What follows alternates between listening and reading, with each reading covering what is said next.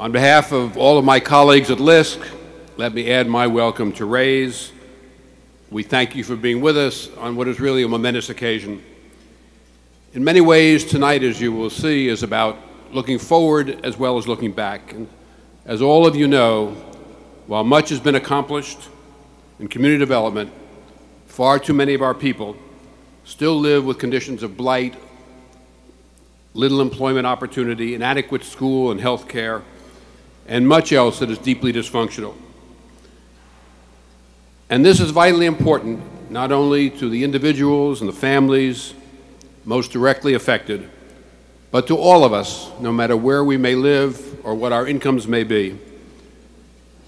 In a rapidly transforming and complex global economy, the social costs that could be saved and the productivity gains that could be had by bringing the residents of our inner cities and distressed rural areas to the economic mainstream are of central importance to our nation's competitiveness and to our country's economic future. Well, I can tell you with some authority that LISC's founder, Mike Sverdoff, visionary and great man though he was, had no idea what LISC would eventually become. What Mike believed was that with some help and the right financial tools, neighborhood-based development organizations could revitalize their own communities, and that with an appropriate set of incentives, private capital could be induced to play a major role in that effort. Looking back, that may not seem like a very revolutionary idea, but I can assure you that in 1980 it was. Most people thought that it was impossible, but history now tells us otherwise.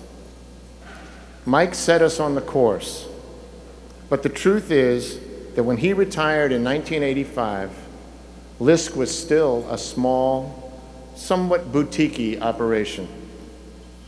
It was the extraordinary vision and talent of Mike's successor, Paul Grogan, that transformed LISC into the truly national organization, and more importantly, into a national player and leader in the community development field.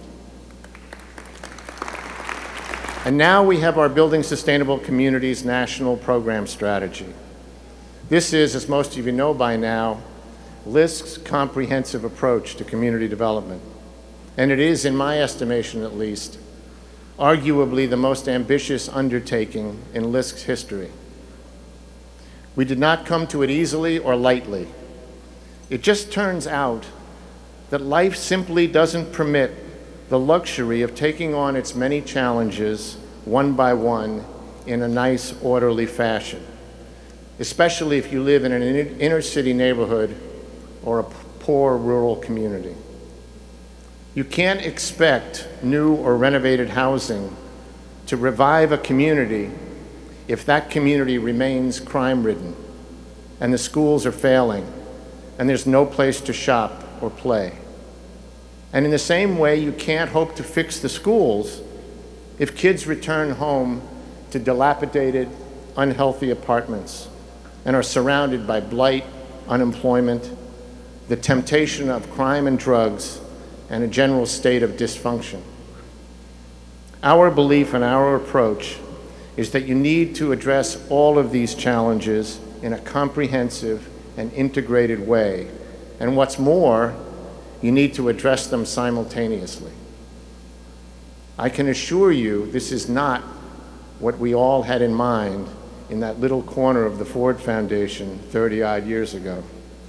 But it's where our experience has taken us, and it's where we are today.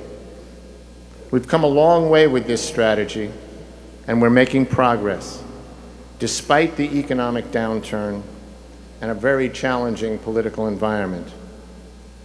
But there's still plenty to do, and so we continue. And I want to thank all of you who've supported us so generously and in so many ways over the years, and hope that you'll stay with us as we continue on our journey. Thank you.